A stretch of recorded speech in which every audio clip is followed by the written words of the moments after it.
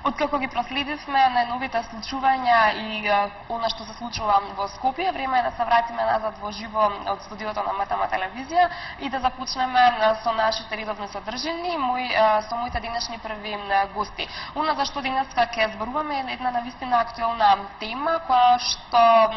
на која што главното случување беше вчера во првата детска амбасада Меѓаши и токму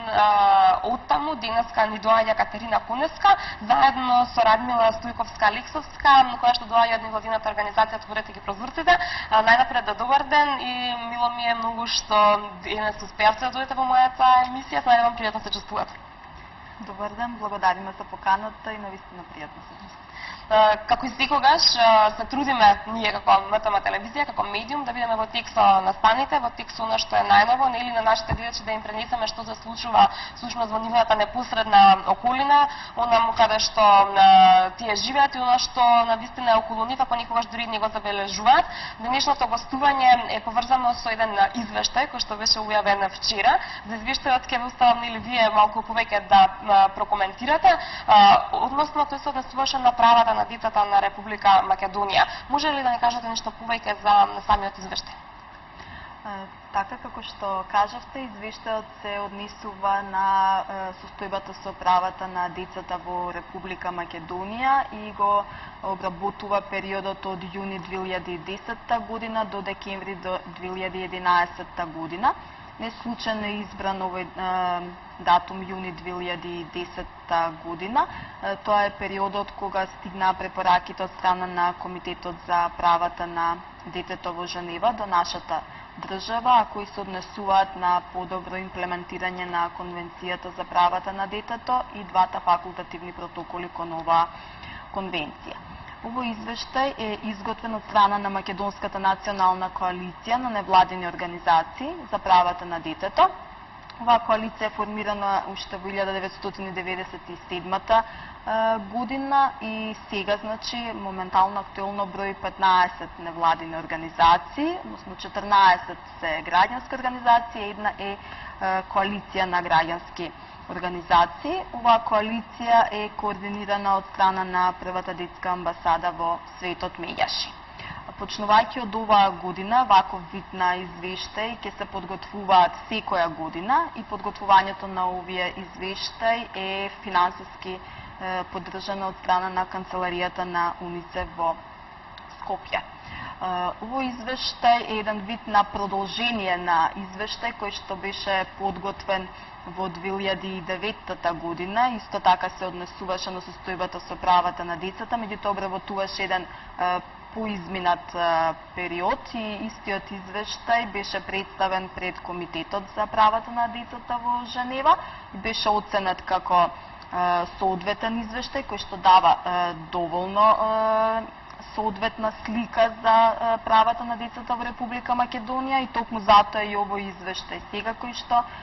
е подготвен ја следи структурата на тој извештај, односно оно што е препорачено од страна на комитетот. Така, јас би сакала едно прашање и до вас, Радмила. Вие како невладина организација сте дел од оваа коалиција. Може ли да ни кажете од кога е тоа така и како функционирате?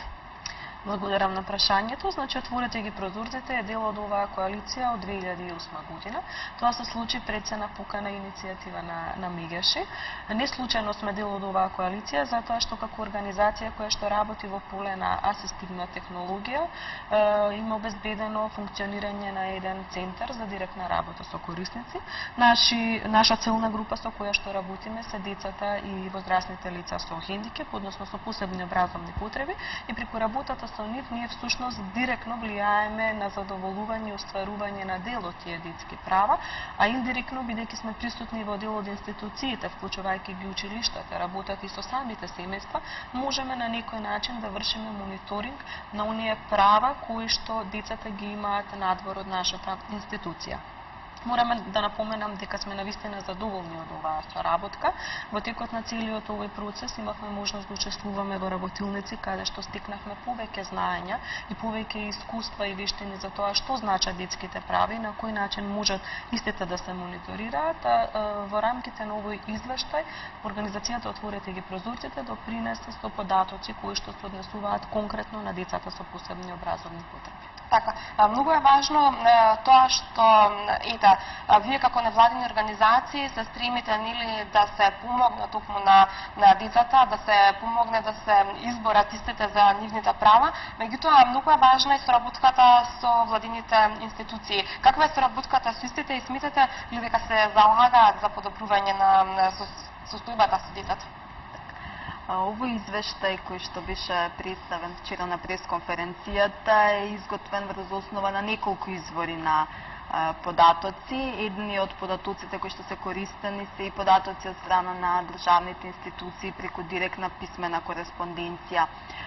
со нив, што значи имаме соработка. Потоа како извори на податоци се користени и одредени статистики кои што постојат, истражувања, било да се направени од страна на соодветна државна институција или од страна на невладините организации, и како она што ние го сметаме како најважни, да речеме, податоци,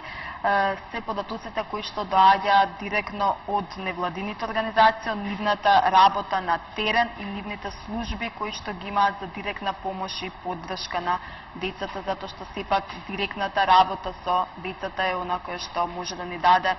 најдобро сознание за тоа кои права тие ги имаат и дали тие права кои што ги имаат доволно се почитуваат и имплементираат во пракса. Оно што можеме да се огледаме дека најголем дел од препораките кои што дојдоа од комитетот, дел се имплементирани, некои се веќе во фаза на имплементирање, меѓутоа до голем дел се исто така и актуелни, се уште се актуелни, што значи дека надлежните институции имаат обврска и понатаму да преземат низа мерки и активности за да ги имплементираат овие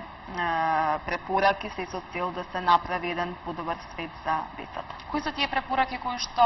се на врвот на приоритетите, на листата на приоритетите? Кои се препораките кои што надлежните и комисијата односно се залага да се имплементираат што е можно поскоро?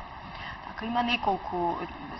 препораки дојдоа, значи доста од страна на комитетот, меѓутоа можеме да издвоиме неколку кои што се поприоритетни. Тоа е намалување, односно искоренување на злоупотребата на детскиот труд, вклучување на сите деца во основно и средно образование, затоа што иако основното и средното образование се задолжителни во Република Македонија, за жал се уште има деца кои што се надвор од училишните клупи. Потоа е отворањето на 24-часовно прифатилиште за децата кои што се жртви на сексуална злоупотреба, педофилија и родосквернавење, задолжително евидентирање на сите деца кои што немаат извод од матичната книга на родени. Во овој дел можеме да ја поздравиме активноста која што беше преземена од страна на Министерството за труд и социјална политика, Министерството за внатрешни работи и уште неколку други државни институции за да се евидентираат овие деца, меѓутоа треба и понатаму уште да се работи, затоа што децата кои што не поседуваат документи, односно не поседуваат, не го имаат овој основен документ, изводот од матична книга на родени, тоа представува пречка за нив понатаму да ги остваруваат било кое право. Потоа воведување на евиденција за децата кои што не се вклучени во училиште, децата кои што се жртви на злоупотреба на детскиот труд. Имаме потоа ние како организации, односно како коалиција, што се застапуваме за одредена измени и дополнување на Законот за малолетничка правда, иако такви веќе се во тек, односно беа направени. Децата кои што се жртви на кривично дело или се јавуваат како сведоци во кривичната постапка, иако законот дава можност да дадат 2 до 3 максимум изјави, ние се залагаме тоа да биде само една изјава во посебна скрин соба пред стручен тим, социолог, психолог, социјален работник, кој што правник, кој што ќе можат да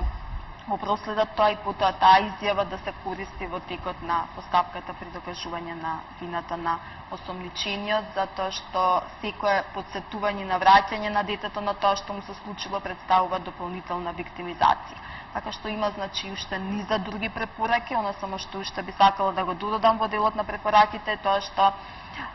стигна препорака дека СОС телефонот за деца и млади 0800 1 22 22, тоа е бесплатна линија, меѓутоа само од T-Home како оператор, дека потребно е да биде хармонизиран со европскиот детски број 116 111, потоа оваа линија да се овозможи да биде 24 часа достапна, сега е достапна само од 8 до 20 часот, потребно е да биде 24 часа достапна, да биде достапна од сите мобилни и фиксни оператори, како и да има одредена поддршка од страна на финансиска поддршка од страна на државата и да се земат податоците кои што се евидентираат од повиците кои ги добиваме на оваа СОС линија како извори на информации за понатамошни стратегии и политики во насока на детските права. Така, наистина можам да забележам дека станува збор за голем број на препораки кои што би требало во најскоро време да се имплементираат. Искрено се надевам дека ќе биде така, затоа што секоја од овие препораки е на свој начин важна токму во правец на заштитување на правата на децата. Радмила, би сакала вас да ве запрашам, сметате ли дека на некој начин децата со посебни потреби се посебно изложени на ризик токму поради општеството во кое што живееме? Многу често, за жал, можеме да се информираме дека децата токму со посебни потреби се жртви и на семено насилство, меѓутоа и на насилство од општеството. Станува збор за малку деликатно прашање, меѓутоа сите оние податоци кои што во последно време се вртат на самите медиуми, зборуваат за тоа дека да, многу почесто децата со посебни потреби се изложени на разни видови на насилство. Мислам дека е тоа така затоа што понекогаш кај дел од овие дечиња имаме едно пониско ниво на расудување и сето тоа може да биде еден предуслов истите да станат жртва на психичко, физичко, меѓутоа многу пати и на сексуално насилство. Од друга страна, пак многу малку се посветува внимание на промоцијата на нивните права. Нашата држава на крајот на минатата година ја ратификуваше Конвенцијата за правата на лицата со инвалидност, која што е уште една алатка со чии што механизми би можеле многу повеќе овие нивни права да се промовираат и на некој начин да се најдат начини и активности како истите да може да се спроведуваат. Мислам дека проблемот е голем и не потекнува само од самите дечиња и од нивните семејства, туку е на едно или општествено ниво, затоа што се уште живееме во услови во кои што многу често овие деца се дискриминирани по различни основи, што секако е кршење на нивните права, а потекнува од ставот на општеството на нивно неприфаќање. Медека овие работи не се менуваат, меѓутоа сето тоа оди малку побавно кога се однесува на оваа група на дечиња. Така, сметате ли дека тоа што постојано нели во последно време се зборува на оваа тема успева некако да ја подигне свеста кај населението, без разлика дали станува збор за децата со посебни потреби или воопшто за сите деца? Повелете. Мислам дека да, затоа што сите овие активности кои што се превземаат и се однесуваат на самата промоција и на постојаното зборување за оваа тема влијаат. Најпрви на самите семејства, на самите институции, на самите училишта во кои што децата поминуваат поголем дел од времето и на некој начин сето тоа понатаму се пренесува на децата. Исто така мислам дека повеќе се анимираат и самите организации и институции кои што работат во ова поле, меѓутоа се уште тоа според моје гледиште не е на некое завидно ниво и потребни се дополнителни активности и стимулации за да овој процес достигне една повисока точка во самата општествена агенда. Така, јас тука би додала исто околу се подигната е свеста за правата на децата, на некој начин е срушен молкот за детските страдања и ние ги охрабруваме и децата и возрастните да не молчат за одредено насилство или за одредено злоупотреба или прекрашување на детско право, туку истото да го пријават може да тоа да го сторат на СОС телефонот за деца и млади 0800 1 22 22 или до другите државни надлежни институции, значи да не се молчи за тоа, туку да се пријави за да може понатаму да се заштита децата, а инаку во делот на тоа колку децата ги познаваат своите права, само би сакала да потсетам на едно истражување кое што го правевме во 2009 година, кој покажа дека за жал околу 70% од децата не ги познаваат своите права. На прашањето дали ги знаете своите права, поголем процент одговориле да, меѓутоа кога следеше другото прашање дали може да наброите неколку од своите права, тоа веќе беше индикатор дека 70% од децата, значи дојдовме до такво сознание, не ги познаваат своите права, па ни се наметна прашањето, нели, што доколку нивните права бидат потоа прекршени, значи тие што не ги познаваат своите права не може ни да идентификуваат кога нивно одредено право е прекршено, што значи Дистено доврзало на Радмила дека треба и понатаму уште доста да се работи во оваа насока на јакнење на свеста пред се на децата за правата кои што ги имаат, а понатаму и на родителите, на наставниците, на професорите и на сите останати релевантни фактори кои што имаме обврска сите заедно да возможиме услови за остварување на правата на децата. Така, би сакала малку да возборуваме и за податоците, за бројките. Може ли да ни кажете колку деца во Република Македонија се на улица, колку деца во Република Македонија не посетуваат основно и средно образование? Предно кажавте дека и покрај тоа што е задолжително, сепак не се посетува. Може би тука имаат вина и институциите, затоа што треба да имаат регулирано нели во своите програми и да ги следат сите тие најнови исклучувања, да следат кој дете е исклучено од наставниот процес или не. Сметате ли дека таа соработка со училиштата, со наставниците, со родителите и дури и со органите на власта е на едно многу ниско ниво и најнапред треба да ги споделиме податоците со јавноста? Така. Прво на што сакам да нагласам е дека немаме официјални, значи во Република Македонија нема официјални податоци за точна бројка на деца кои што не се вклучени во редовниот образовен систем. Една неформална бројка со која што оперираме е околу 18.500 деца дека не се вклучени во образование, што е некаде околу 5% од популацијата која што е на основна школска возраст. Меѓутоа, уште еднаш нагласувам дека станува збор за неформална, неофицијална бројка и тоа е и една од препораките која што произлезе од извештајот дека треба да се официјализираат овие бројки, затоа што пред се прво треба да имаме сознание за тоа каква е состојбата на терен, затоа што тоа ќе ни даде насока за понатамошните активности кои што треба да се преземат за намалување на оваа бројка, односно за вклучување на сите деца во образование, затоа што ние поддржуваме една максима која што едно дете повеќе во училиште, едно дете помалку на улица. Затоа што прашавте колкава е и бројката за деца на улица, исто е тоа неформална бројка која што се движи од некаде од 1000 до 2000 деца на улица, меѓутоа се уште не е доволно официјализирана.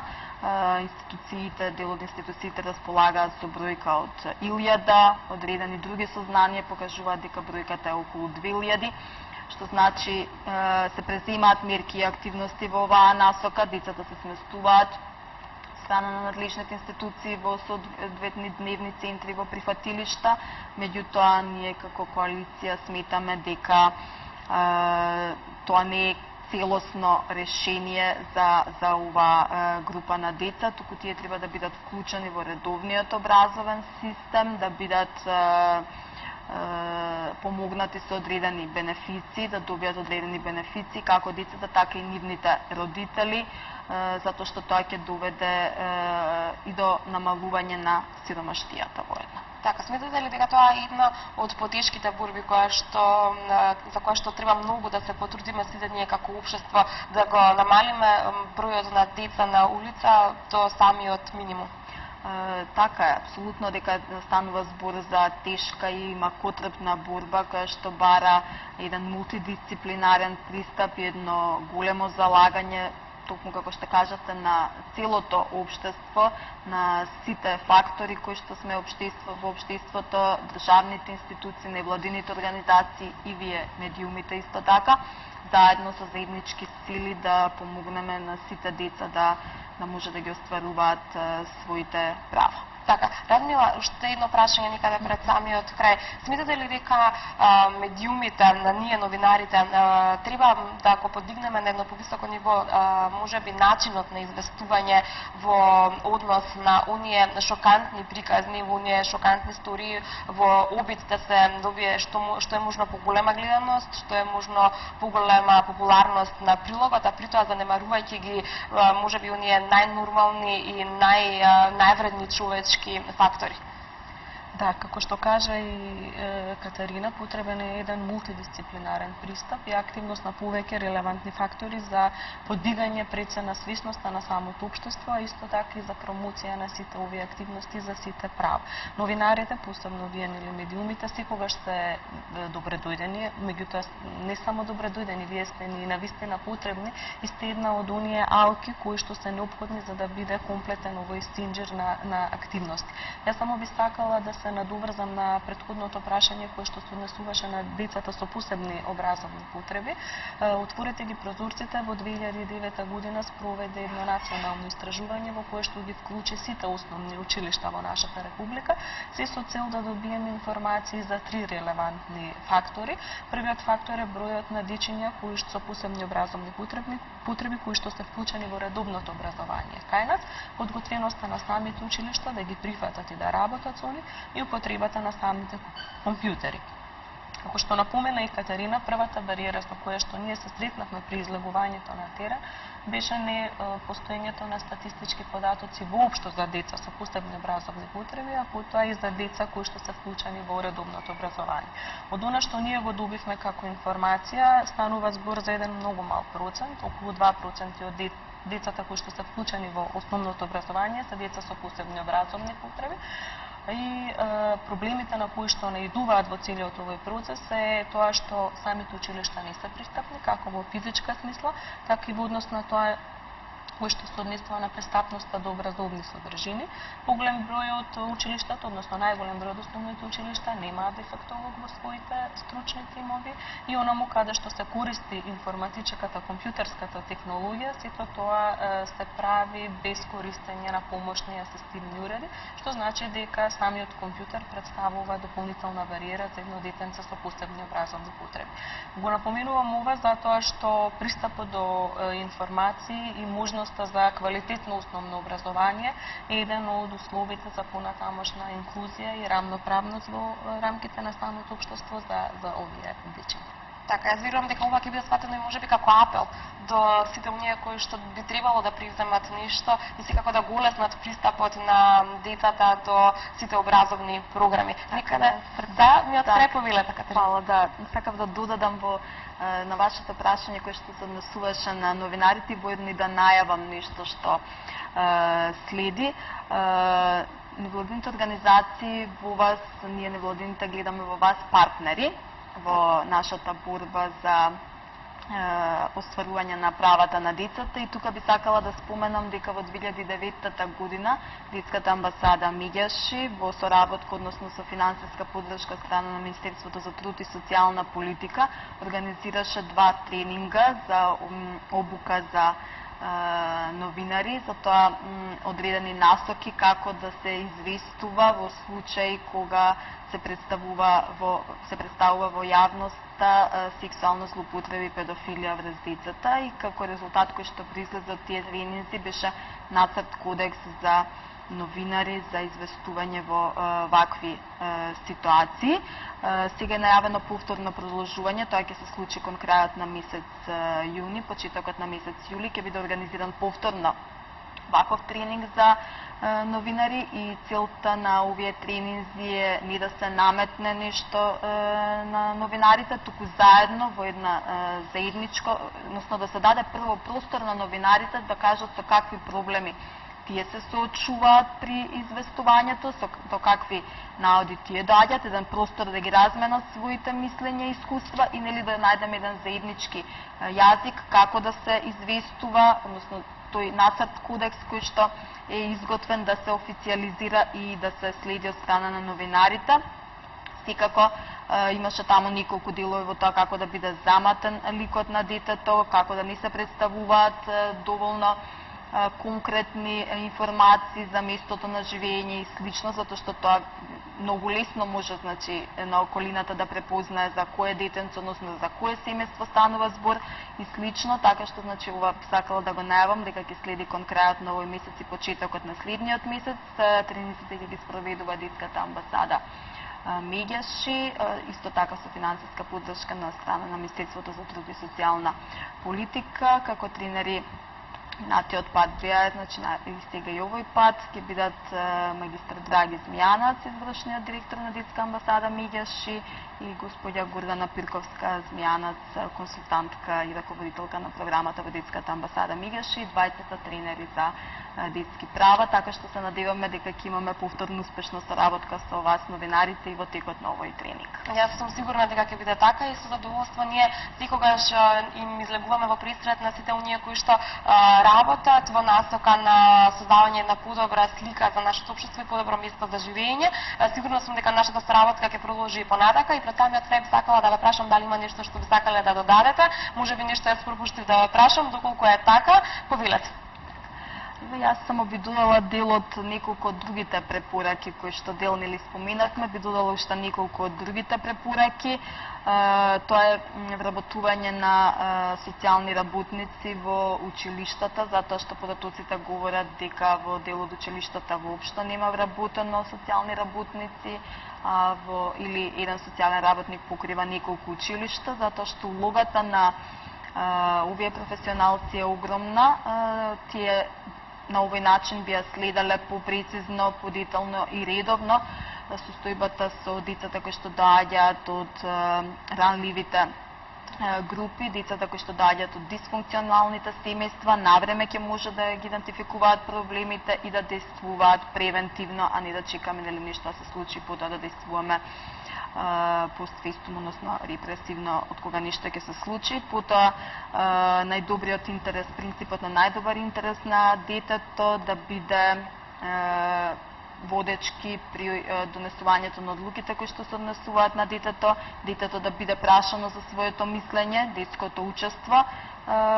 се изразува преку овој начин, детето да биде прашано за своето мислење кога се носат одлуки кои што се однесуваат на децата и би ги повикале, пошто минатата година во декември месец беше усвоен и третиот факултативен протокол кон Конвенцијата за правата на детето. Овој факултативен протокол нуди можност за директно обраќање до комитетот доколку одредено право на детето не се почитува во нашата држава. Секако има тука услови кои што треба да се исполнат, дека треба да бидат искористени сите домашни правни лекови кои што стојат на располагање, уште неколку други услови. Меѓутоа би ја повикала нашата држава да го потпише и ратификува овој протокол и со тоа да даде можност за дополнително оснажување на конвенцијата и секако на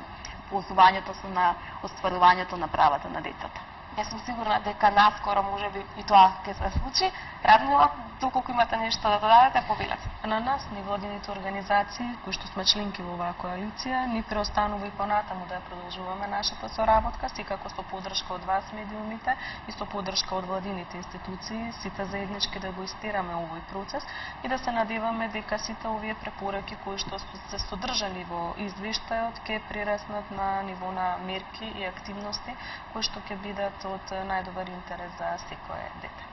Мене тука никаде не ми преостанува ништо друго, освен уште еднаш на самиот крај да ви се заблагодарам што денеска дојдовте. Навистина ми е мило што убаво соработуваме, што сите овие информации